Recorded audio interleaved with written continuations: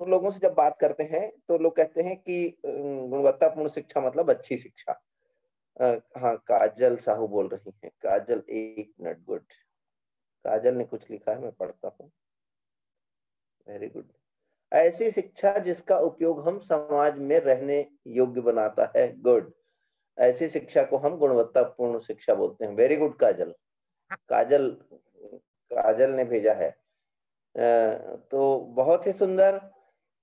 तो आप message chat box में भी डाल सकते हैं, यदि आप बोल नहीं रहे हैं तो उसमें भी लिख के डाल सकते हैं। तो अच्छी शिक्षा, अभी जैसे काजल ने कहा कि रहने योग्य बनाता है, जीने योग्य बनाता है, ऐसे शिक्षा को गुणवत्तायुक्त शिक्षा कहते हैं।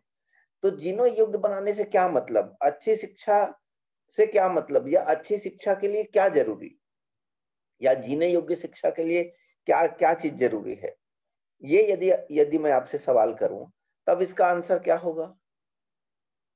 काजल बताओ, आप बताओ। काजल, आप लिख के भी डाल सकते हो। मैं इसलिए बोल रहा हूं कि थोड़ा आप बात करेंगे तो गुणवत्ता युक्त तो शिक्षा का जो मामला है वो खुलता खुलता हुआ चलेगा। तो और नहीं बोलेंगे तो फिर मैं भाषण का उपयोग करता ही जाऊंगा। काजल ने लिखा है बेहतर संवाद, बेहतर संवाद कर सके बच्चा। गुड, बहुत बढ़िया, वेरी गुड। बेहतर संवाद कर सके बच्चा, उनका कहना ये है ऐसी शिक्षा हो। काजल ने लिखा है आचरण अच्छा हो। Good good good. तो ये होगा कैसे? आचरण अच्छा कैसे होगा? बच्चा संवाद कैसे कर पाएगा? बोलने से होगा क्या? एक सवाल ये खड़ा होता है। तो देखें, जनरली शिक्षाविद जो है वो शिक्षाविद अच्छी शिक्षा के लिए क्या क्या जरूरी चीज मानते हैं। तो पहला वो कि बेहतर अच्छा प्रशिक्षण हो। शिक्षक अच्छे होंगे, प्रशिक्षित शिक्षक होंगे तो क्वालिटी युक्त एजुकेशन मिल सकता है, नंबर एक। नंबर दो, बच्चों की किताबें अच्छी लिखी जाएं, किताबें एक्टिविटी बेस्ड हों, वो दूसरी बात वो कहते हैं। तीसरी बात है कक्षा के भीतर अच्छी गतिविधि कराने की क्षमता हो शिक्षकों में, अच्छी एक्टिविटी करानी आनी चाहिए गुणवत्ता युक्त शिक्षा के लिए। चौथा, अच्छा टीएलएम होना चाहिए, टीचिंग लर्निंग मटेरियल होना चाहिए। यदि टीचिंग लर्निंग मटेरियल होगा तो भी अच्छी शिक्षा की तरफ हम बढ़ पाएंगे। अच्छा कक्षा संचालन होना चाहिए, समय का प्रबंधन होना चाहिए, लर्निंग का प्रबंधन होना चाहिए।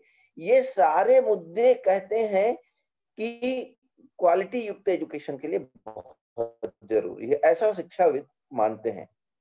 तो लेकिन मेरा ये मानना है, मैं इसलिए इस ये बात कहना चाह रहा हूं कि यदि ये सब चीजें भी हो जाए तो क्या हम गुणवत्ता युक्त शिक्षा दे पाएंगे क्या?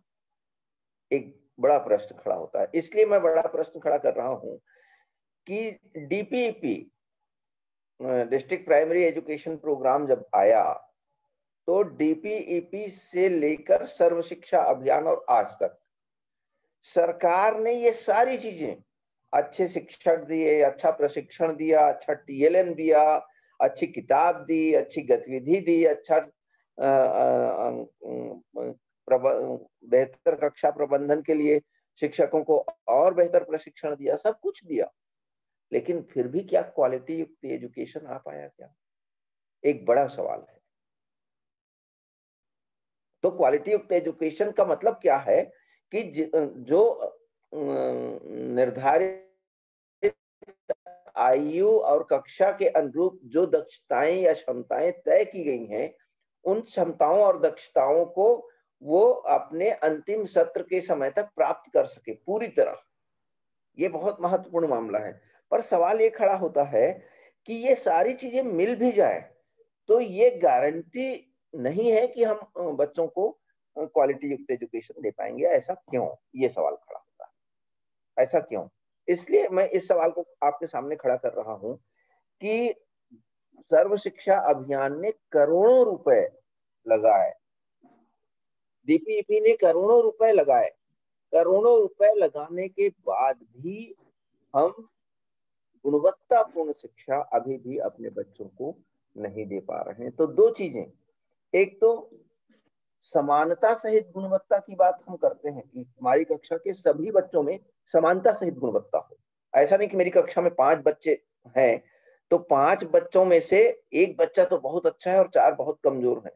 बिल्कुल नहीं, जो एक बच्चा जैसा है वैसा ही 4 के 4 बच्चे हो जाए तो वो समानता सहित गुणवत्ता की बात करते हैं, समता सहित गुणवत्ता की बात करते हैं। तो हमारी कक्षा का प्रत्येक बच्चा वैसा ही निकले, ये गुणवत्ता की बात है। तो अब प्रश्न ये खड़ा होता है, प्रश्न ये खड़ा होता है कि ये सब चीज यदि हम दे दें, सारी चीजें दे दें, तब भी हम गुणवत्ता युक्त शिक्षा की गारंटी नहीं दे सकते। क्यों? तो मैं एक छोटी घटना सुनाता हूं आपको और शायद उस घटना से कुछ रास्ता निकले। तो वो और एकदम मेरे जीवन का रियल घटना है। मैं ऐसा नहीं कि मैं कोई बनावटी बात बोल रहा हूँ, मेरे जीवन की एक रियल घटना है। ये घटना है 94 के आसपास की। 1994 में जब डीपीईपी शुरू हो रहा था और राष्ट्रीय शिक्षा नीति का क्रियान्वयन हो रहा था, तो मुझको दिल्ली में 1 महीने के प्रशिक्षण की ड्यूटी लगा दी गई। तो जब प्रशिक्षण की ड्यूटी लगा दी गई, 1 मिनट, काजल ने लिखा है जब तक कोई लिखना ना सीखे, जब तक कोई सीखना ना चाहे, तब तक हम उन्हें कुछ नहीं सिखा सकते हैं। हाँ काजल, हम आपके इस प्रश्न का भी उत्तर देंगे, मैं आपके इस प्रश्न का भी उत्तर जरूर दूंगा, है ना? तो वो बहुत जरूरी है। तो मैं लिख लूं काजल के प्रश्न।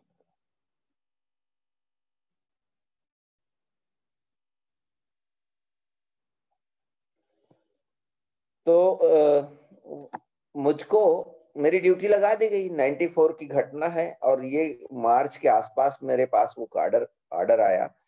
तो मैं बोला कि मैं अपनी ड्यूटी कटा लेता हूँ और मैं अपनी ड्यूटी कटा के मैं नहीं जाना चाहता। 1 महीने की ट्रेनिंग बहुत बहुत समय होता है।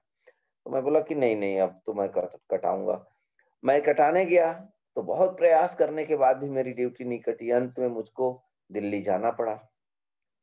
अब जब मैं दिल्ली गया तो वहां भी मैं ट्रेनिंग बहुत बेमन से ले रहा था, आराम से उठता था, आराम से जाता था। ऐसा करते करते 25 दिन गुजर गए। 25 दिन जब गुजर गए तो मुझको लगा कि अब तो 1 महीना होने वाला है, 5-7 दिन अब अपने को जाना पड़ेगा।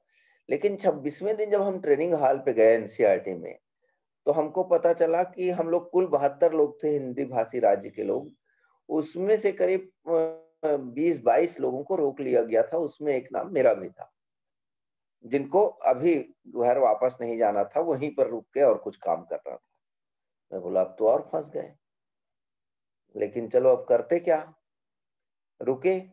अब रुकने के बाद फिर हमको एक जब 30 दिन कंप्लीट हो गया तो हमको भेजा गया कि भाई आप 4 लोग लखनऊ जाएं और गुणवत्ता युक्त शिक्षा के लिए वहां पर 50 शिक्षकों की ट्रेनिंग करें। पहले उनका स्कूल देखें, उनके कक्षा को देखें, उनके बच्चों को देखें और उसके बाद फिर गुणवत्ता युक्त शिक्षा की ट्रेनिंग प्रारंभ कर दें। तो हम लोग गए चारों लोग और देखे।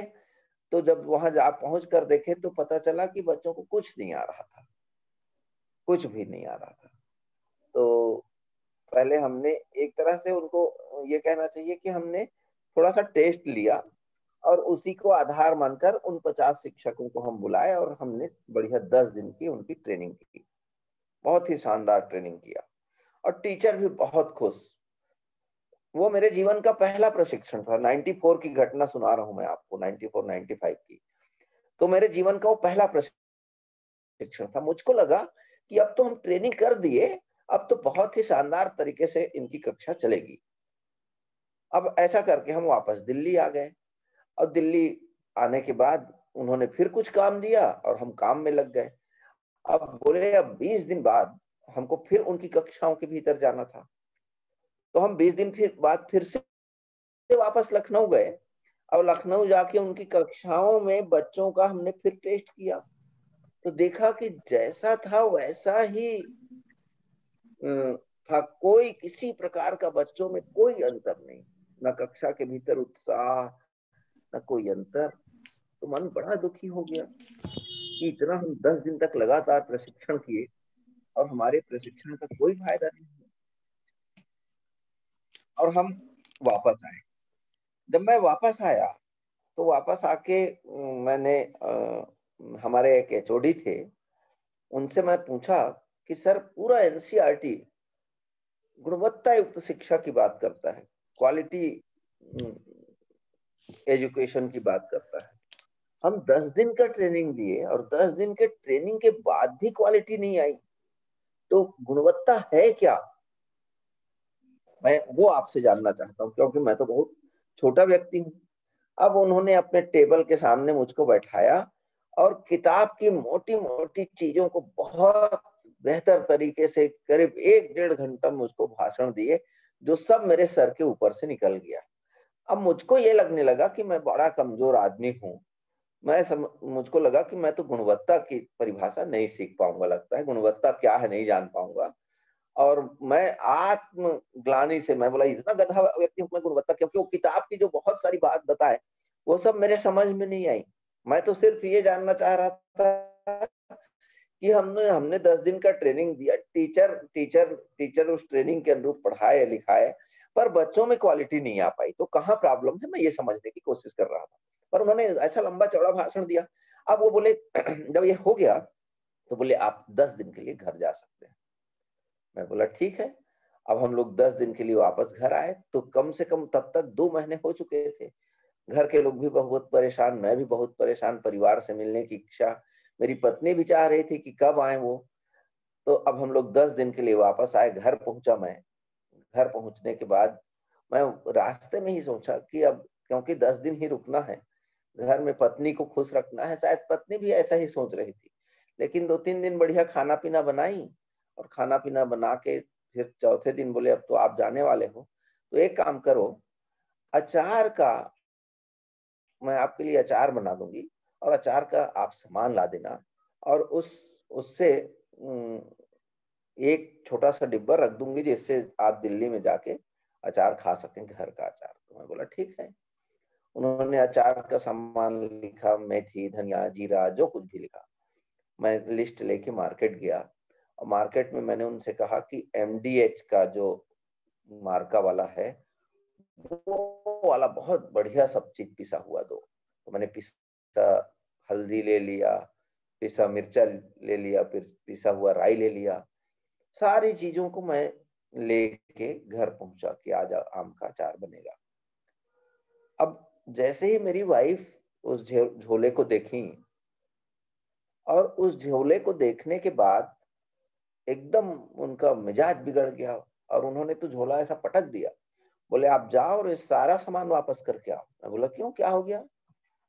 तो बोले नहीं, मेरे को खड़ी हल्दी चाहिए, मेरे को खड़ा मिर्च चाहिए, मेरे को खड़ी राई चाहिए। मैं बोला फिर पीसोगे क्या? बोले नहीं नहीं, मैं अपने हाथ से पीसूंगी कूटूंगी। तो मैं बोला तुम्हारा तो हाथ दर्द देगा यार, ये तो बढ़िया शानदार एमडीएच का लगा हुआ मार्का है इसमें, आईएसआई का मार्का, पता नहीं क्या एक मार्का आता है वो वाला मार्का लगा हुआ है, ये तो सबसे बेस्ट क्वालिटी वाला चीज है, बहुत ही गुणवत्ता है। उनने क्या कहा, बोले चाहे कितनी भी इसमें एमडीएच या एक मार्का लगा हुआ हो, पर अपने हाथ से कूट पीस के जो अचार मैं बनाऊंगी उस अचार से आप बीमार नहीं पड़ेंगे। वो अचार स्वादिष्ट भी होगा और बीमार भी नहीं पड़ेंगे। कितना भी एमडीएच का एक मार्का लगा हो, इससे शुद्धता और गुणवत्ता की गारंटी नहीं मिल सकती। तो उस समय जो बात हुई तो मुझको लगा कि बताओ, वो मेरा प्रोफेसर जो एचओडी था इतना लंबा चौड़ा भाषण दिया, और मेरी पत्नी ने 2 मिनट में मुझको बता दिया कि गुणवत्ता क्या चीज होती है। तो उनने क्या कहा मुझसे, बोले गुणवत्ता का सिर्फ एक ही रास्ता है, वो है श्रम, वो है परिश्रम। जब तक मैं परिश्रम नहीं करूंगी, जब तक मैं मेहनत नहीं करूंगी, गुणवत्ता युक्त अचार नहीं बना सकती। और मैं उसी दिन मन ही मन सोचा कि वो 50 टीचर के कक्षाओं के भीतर क्वालिटी क्यों नहीं आ पा रही है। तो सीधा सा अर्थ था कि कहीं ना कहीं वो शिक्षक परिश्रम करने से भाग रहे थे। तो गुणवत्ता का रिलेशन श्रम के साथ है, परिश्रम के साथ है।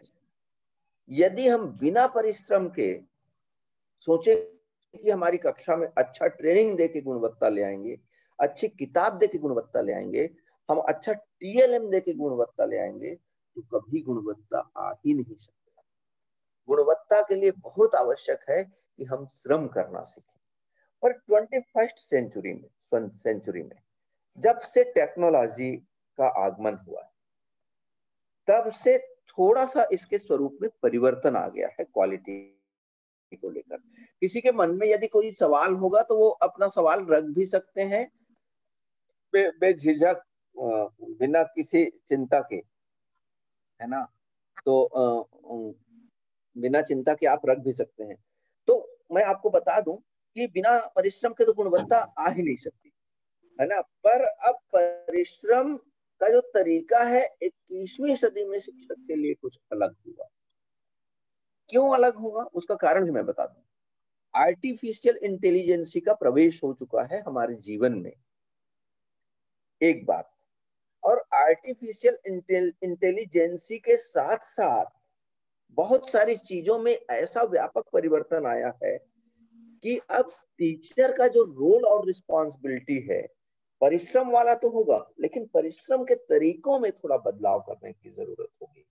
तो वो बदलाव क्या करने की जरूरत होगी? अभी अभी काजल ने एक सवाल पूछा कि यदि कोई बच्चा सीखना ही नहीं चाहे तो कैसे सिखा सकते हैं? एक बड़ा सवाल काजल ने उठा दिया। तो अब चूंकि काजल ने ये सवाल उठाया है तो उस काजल के सवाल का जवाब देना भी मैं बहुत जरूरी समझता हूँ। इसलिए बहुत जरूरी है कि वो आवश्यक है। अच्छा ये बताइए, इसमें जितनी महिलाएं हैं या आपके आसपास जितनी महिलाएं होंगी, उन सबको रोटी बेलना आता है कि नहीं आता? अरे कम से कम चैट बॉक्स में लिख के डाल दीजिए, चैट बॉक्स में लिख के डाल दीजिए। ऐसा नहीं बोलेंगे तो चैट बॉक्स में डाल दीजिए। रोटी बेलना आता है कि नहीं आता? एक सवाल। दूसरा सवाल, सब्जी बनाना आता है कि नहीं आता? महिलाएं जनरली, अच्छा नो सर बोल रही, काजल को नहीं आता। हाँ जी, अंकिता बोल रही है काजल को आ जाता है, सबको आ जाता है। मान लिया जाए 1-8% कोई अपवाद ऐसा हो सकता है कि जिसको जो जो ना गया हो, आता है। नीलिमा बोल रही आता है। अब प्रश्न ये खड़ा होता है कि 99.9% महिलाएं रोटी बेलना सीख जाती हैं, सब्जी बनाना सीख जाती हैं। और आपको बहुत आश्चर्य बता दूं कि इन महिलाओं को यदि मैं 1 किलो सब्जी में ये पूछूं कि 1 किलो भिंडी में आप कितना नमक डालते हैं, मैं ये पूछूं कि कितना तेल डालते हैं, तो ये बता नहीं सकते। बोलते हैं कि हम तो अंदाज से डालते हैं। और आप यदि मैं इनसे ये पूछूं कि 360 दिन में कितने दिन आपके सब्जी में नमक ज्यादा होता है, तो एक भी दिन, सिंगल डे ज्यादा नहीं होता, कम ज्यादा नहीं होता, एकदम परफेक्ट नमक डालती है। और बिना कोई नाप के नमक डालते हैं। 3 पाव भिंडी ले आओ तो भी परफेक्ट है, 1.5 किलो भिंडी ले आओ तो भी परफेक्ट है। यदि मेहमान आ गए तो 2.5 किलो भिंडी बनाएंगे तो भी परफेक्ट। इतना अंदाज हर बच्चा कैसे सीख गया? तो प्रश्न क्या खड़ा होता है? प्रश्न ये खड़ा होता है, काजल ने कहा था कि कोई बच्चा सीखना ना चाहे तो कैसे होगा? तो काजल मैं आपको बता दूं कि सीखने में जितनी सहजता होगी, बच्चा उतना ही तेजी के साथ सीखेगा। कुदरत ने बाई बर्थ हर बच्चे को सीखने की क्षमता दे के इस पृथ्वी पर भेजा है। ये समझना पड़ेगा टीचर के रूप में। कुदरत इतना खूबसूरत, आप बहुत आश्चर्यचकित होंगी कि प्रत्येक बच्चे के भीतर जो न्यूरॉन्स होता है, वो न्यूरॉन्स सीखने के लिए ही बनाया गया है। और आपको आश्चर्य होगा कि 6 वर्ष तक उस न्यूरॉन्स को कैसे जीवित रखना है। एक दूसरा, हर बच्चे के अंदर क्यूरियोसिटी होती है, जिज्ञासा होती है। किस लिए? सीखने के लिए ही। बिना जिज्ञासु आज तक कोई पैदा ही नहीं हुआ है बच्चा। आपको बहुत ये भी आश्चर्य होगा कि 0 to बच्चा पैदा हुआ और 14 साल की आयु तक उसकी लर्निंग की क्षमता इतनी अधिक होती है कि आप कल्पना नहीं कर सकते। जो चीज सिखाना चाहे वो सिखा देंगे। पर सवाल क्या खड़ा होता है, जिस तरह से आपकी माँ ने आपको रोटी बेलना सिखाया, जिस तरह से आपकी माँ ने आपको सब्जी बनाना सिखाया, उसी तरह से आप अपने बच्चे को पढ़ना लिखना सिखा दें। माँ जिस सहजता के साथ सिखाती है अपने बच्चे को रोटी बेलना, जिस सहजता के साथ सिखाती है अपने बच्चे को सब्जी बनाना, कब आप लोगों से यदि मैं पूछूं कि आप कब सब्जी बनाना सीखे, एक सिंगल व्यक्ति को पता नहीं है। माँ की गोदी में आप बैठे रहे, वो माँ कब तेल डलवाती थी आपसे, कब मिर्ची डलवाती थी, कब सब्जी चलवाती थी, कब आप छोटा छोटा आटा का लोई लेके कब बेलना सीखते थे, तिरछा करते थे और उसको कब गोल बेलने लगे, आपको पता ही नहीं चला। वैसा ही यदि आप उसी सहजता के साथ अपने बच्चों को पढ़ना लिखना सिखा दें तो हर बच्चा सीखेगा, क्योंकि कुदरत बाई बर्थ हर बच्चे को सीखने वाला बनाकर ही भेजा है। नंबर 1। तो ये कतई ऐसा नहीं है कि बच्चा कोई नहीं सीखना चाहेगा, हमारा तरीका गड़बड़ है इसलिए बच्चा नहीं सीख पाता। हमारा पढ़ाने का सिखाने का जो तरीका है उस तरीके में प्रॉब्लम है, उसलिए नहीं सीख पाता, क्योंकि हम बच्चों के तरीके के अनुरूप अपने आप को नहीं ढाल सकते। बच्चा जैसा चाहता है वैसा हम नहीं सिखा सकते, हम तो जैसा चाहते हैं वैसे बच्चे को सिखाना चाहते हैं, ये प्रॉब्लम है। इस प्रॉब्लम को यदि आपने सॉल्व कर लिया तो अपने आप, तो अब देखें दो आग्रह। पहला आग्रह ये कि गुणवत्तापूर्ण शिक्षा के लिए परिश्रम जरूरी है, बिना परिश्रम के क्वालिटी युक्त एजुकेशन नहीं दे सकते। आप कितना भी अच्छा ट्रेनिंग दे दें, कितना भी अच्छा टीएलएम ला लें, कितनी भी अच्छी किताब ले आए, आप मेहनत यदि नहीं करेंगे तो क्वालिटी युक्त एजुकेशन नहीं आ सकता। तो पहला मूल मंत्र रखना पड़ेगा कि हमको शिद्दत के साथ मेहनत करना है, परिश्रम करना है। बिना परिश्रम के क्वालिटी की कल्पना हो ही नहीं सकती। आप यहाँ भी देख लीजिए ना, आप जिस शहर में रहते हैं वहां पर मिठाई पेड़ा जो है उसी गली पर, ये मेरे रोड पर, मैं भिलाई में रहता हूँ स्मृति नगर में, यहाँ पर 6 होटलें हैं। एक होटल में पेड़ा 370 रुपए किलो है, एक होटल में पेड़ा 480 रुपए किलो है और एक होटल में पेड़ा 260 रुपए किलो। पेड़ा तो तीनों एक ही है, लेकिन 480 रुपए किलो का कारण क्या है यदि आप पूछने जाएं तो सीधा सा अर्थ है कि उसमें बहुत सारी चीज मेहनत के साथ की जाती है, परिश्रम के साथ किया जाता है। वो जितना मेहनत उसको चलाने में करता है 180 वाला नहीं करता, 260 वाला नहीं करता। और सारे लोग चाहते हैं कि हम 480 रुपए वाला पेड़ा ही खाएं। क्यों? क्योंकि उसका टेस्ट बहुत अलग है। तो परिश्रम बहुत जरूरी है, मेहनत बहुत जरूरी है, बिना मेहनत के क्वालिटी एजुकेशन नहीं आ सकता। अब दूसरा सवाल खड़ा होता है कि मैंने ये कहा कि 21st सेंचुरी में जब हम आ चुके हैं तो हमको अपने परिश्रम के तरीकों में बदलाव करना पड़ेगा। तो परिश्रम के तरीकों में कैसा बदलाव करना पड़ेगा क्वालिटी के लिए? तो अब क्या करना पड़ेगा, टीचर के रूप में आप पढ़ाने का प्रयास तो जरूर करते रहिए, पर उससे ज्यादा प्रयास क्या करिए कि गुणवत्ता के लिए लीडरशिप देना सीखिए। क्वालिटी युक्त एजुकेशन के लिए लीडरशिप दीजिए। टीचर भर अच्छा बने रहने से कोई फायदा, आप टीचर है ही है ऑलरेडी, पर आपको लीड करना पड़ेगा, लीडरशिप देना पड़ेगा। नंबर 1। नंबर 2, अच्छी अच्छी क्वालिटी एजुकेशन के लिए आपको प्लानिंग करना पड़ेगा, बेहतर प्लानिंग करना पड़ेगा। और नंबर 3, आपको अच्छा एजुकेशन के लिए अपनी कक्षाओं का और सीखने का बेहतर प्रबंधन करना पड़ेगा। तीनों चीज करना पड़ेगा। तो तीनों चीज करने के लिए क्या जरूरी है? तो आपको बच्चों को समझना जरूरी है। इससे कितने लोग ऐसे हैं जिनको क्रिकेट खेलना,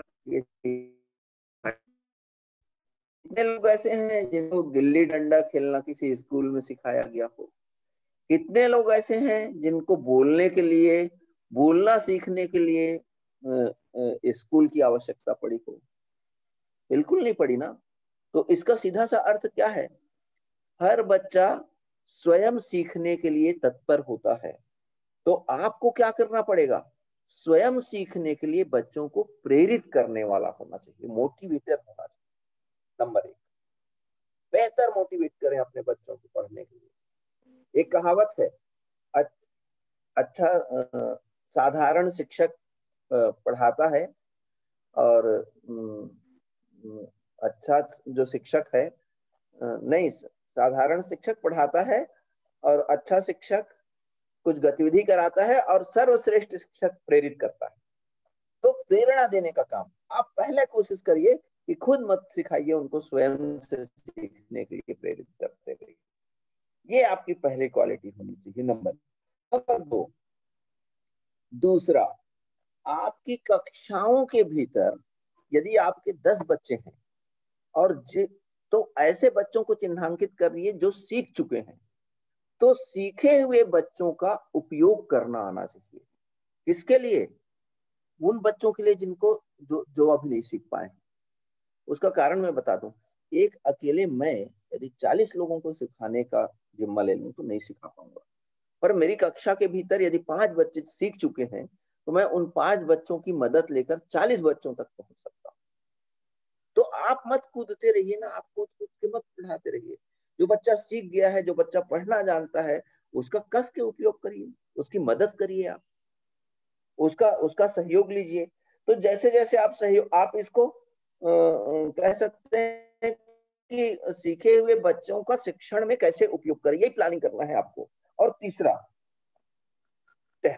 टेक्नोलॉजी का उपयोग करना। आपको मैं बता दूं कि आज हर हाथ में मोबाइल है, हर हाथ, ऐसा एक भी चीज नहीं है। और दूसरा ये भी चीज बता दूं कि 3 साल का बच्चा अपने माता पिता के मोबाइल को अपने माता पिता से ज्यादा उपयोग करता है। इसका अर्थ क्या हुआ कि वो अधिकांश समय मोबाइल में ही लगा रहता है। आपको सिर्फ प्रबंधन ये करना है कि मोबाइल में ऐसा चीज बताइए जो उसके विषय से संबंधित हो, और उस विषय से संबंधित चीजों को देखकर टेक्नोलॉजी के सहारे पढ़ना लिखना सीख जाए, तो क्वालिटी आ जाएगी। यही मैं इसीलिए बोल रहा हूँ, आपकी 3 भूमिका होगी। पहली भूमिका लीडरशिप करना पड़ेगा, दूसरी भूमिका प्लानिंग करना पड़ेगा, और तीसरी भूमिका प्रबंधन करना पड़ेगा। यदि आप प्रबंधन करना सीख गए, ये तीनों चीज करना सीख गए, तो क्वालिटी युक्त एजुकेशन दे सकते हैं। आपको मेहनत यहाँ करना है। आप तो कूद कूद के कस कस के पढ़ावा था, तो कोनो कहते कि मोला तो मेरे कोई बच्चा सीखने ही नहीं चाहे। अरे कैसा सीखेगा, उसका तो तरीका अलग है ना। हम जितने 40 बच्चे हैं, 40 बच्चे 40 तरीके होंगे, मैं आपको बता दूं। और हमारे पास सिर्फ एक ही तरीका है, हम एक ही तरीके से पढ़ाना चाहते हैं, ये संभव नहीं है। इसलिए हमको क्या करना पड़ेगा। और आपको ये भी बता दूं कि मान लीजिए मैं नहीं पढ़ पा रहा हूँ, नहीं सीख पा रहा हूँ, वो तरीका नहीं है, मैं टीचर के रूप, मेरा टीचर उस तरीके, मेरे तरीके के अनुरूप नहीं सिखा पा रहा है। पर आप आश्चर्यचकित होंगे कि जो मेरा ही साथी मेरी कक्षा में बाजू में बैठा है, वो जानता है कि ये सुनील मिश्रा किस तरीके से सीखेगा, वो बाजू वाला बंदा मुझको सिखा सकता है, पर मैं उस बच्चे का उपयोग नहीं करता। और जब मैं उस बच्चे का उपयोग नहीं करूंगा तो कैसे क्वालिटी दे सकता हूँ। तो इसलिए क्या करना है, स्वयं सीखने के लिए बच्चों को प्रेरित करना है। दूसरा, सीखे हुए बच्चों का कक्षा शिक्षण में उपयोग करना है। तीसरा, टेक्नोलॉजी का उपयोग बच्चों को सिखाना है। और टेक्नोलॉजी का जब उपयोग बच्चों को आप सिखाएंगे तो ध्यान रखिए कि मान लीजिए आप कक्षा 4 पढ़ा रहे हैं और यदि विज्ञान विषय है, वनस्पति जगत है, तो आप आश्चर्यचकित होंगे कि गूगल में आप डाल दीजिए, गूगल में, यूट्यूब में, किसी में भी डाल दीजिए कि कक्षा 4 का वनस्पति जगत, तो वनस्पति जगत MSc तक का होगा, कक्षा 4 का भी मिलेगा। बच्चों को वो पार्ट दे दीजिए, उसके व्हाट्सएप में डाल दीजिए। आप आश्चर्यचकित होंगे कि आपके बिना पढ़ाए ऑडियो और विजुअल दोनों चीजों को देखते हुए बच्चा आसानी के साथ टेक्नोलॉजी का उपयोग करके उस पाठ को पढ़ लेगा। और आपका जो श्रम है, जो कूद कूद के पढ़ाने वाला श्रम है, वो प्लानिंग में यदि चला जाएगा तो आपके सारे बच्चे सीख जाएंगे, सारे बच्चे सीख जाएंगे। तो टेक्नोलॉजी का उपयोग करना। और दूसरा एक बड़ा मामला है, बच्चों की जिज्ञासा को जागृत करना क्वालिटी के लिए।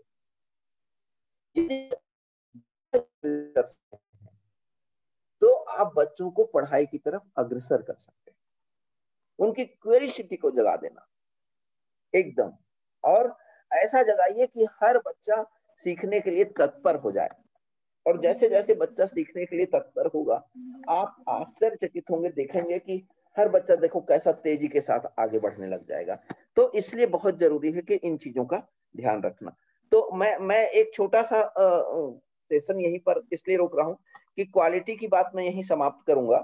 तो यदि किसी के मन में कोई सवाल हो तो अभी पूछ सकते हैं मुझसे, फिर मैं मूल्यांकन पर आऊंगा, क्योंकि मूल्यांकन और क्वालिटी दोनों बड़ा जुड़ा हुआ मामला है। तो इस जुड़े हुए मामले पर अपनी बात रख सकते हैं। तो एक किसी मिनट, के मन में यदि कोई सवाल हो तो जी। एक सूचना सूचना मैं सभी को दे दूं कि 2 से ढाई मिनट में ये कट जाएगा, तो वापस सभी लोग उसी लिंक से जुड़ जाएंगे। हाँ, इस सवाल सर का है, सर से कोई सवाल हो किन्हीं का तो सामने आ। बिल्कुल नहीं। हाँ बहुत बढ़िया। कात्यायनी जी का सवाल है, एक मिनट। नहीं सीखने वाले बच्चों को शिक्षक को समझना होगा कि बच्चा किस परेशानी से गुजर रहा है। शिक्षक के नाते हमें उन बच्चों से अकेले में गुड गुड, बातचीत करनी चाहिए।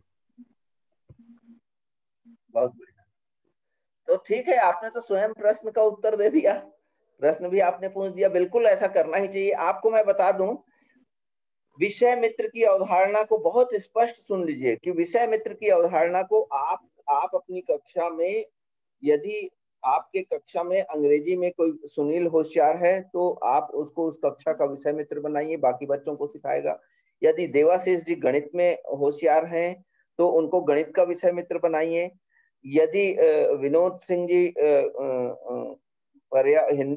हिंदी में होशियार हैं तो उनको हिंदी का विषय मित्र बनाइए। पर विषय मित्र बनाने का मतलब क्या है? विषय मित्र बनाने का मतलब है उन 4 लोगों से आप अलग से बात करिए, उनको बताइए, उनको एज ए टीचर तैयार कर दीजिए कि वो बच्चा विषय मित्र के रूप में। आपको आश्चर्य होगा कि जब वो सिखाना शुरू करेगा तो उसकी भी अवधारणाएं बहुत मजबूत होंगी और दूसरों को तो सिखा ही लेगा। इसलिए कि बच्चा बच्चे को तेजी के साथ सिखा सकता है, शिक्षक से ज्यादा तेजी के साथ। तो मैं इसीलिए बोल रहा हूँ कि आपकी भूमिका में काफी बदलाव आने वाला है। तो ठीक है कात्यायनी जी, आपने बहुत ही सही आंसर दिया है। गुड। और कोई कुछ बोलना चाहता है तो अपनी बात जरूर रखें, और नहीं तो 1-2 मिनट बाद ये कट जाएगा तो हम फिर से जुड़ेंगे। और नहीं रखेंगे तो फिर मैं मूल्यांकन पर आता हूँ। तो मूल्यांकन, विनोद सिंह सर कुछ पूछना चाह रहे हैं। हाँ हाँ जरूर जरूर, सिंह सर पूछिए।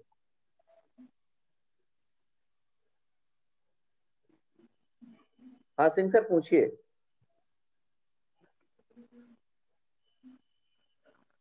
उन्होंने माइक ऑन नहीं किया। अच्छा, लगता है वो एक उनका फ्लैग मार्क आ रहा था बट अभी चला गया है। और जी जी सर। कोई हेलो। सवाल हाँ है पूछिए सर? हाँ नहीं पूछिए। सर,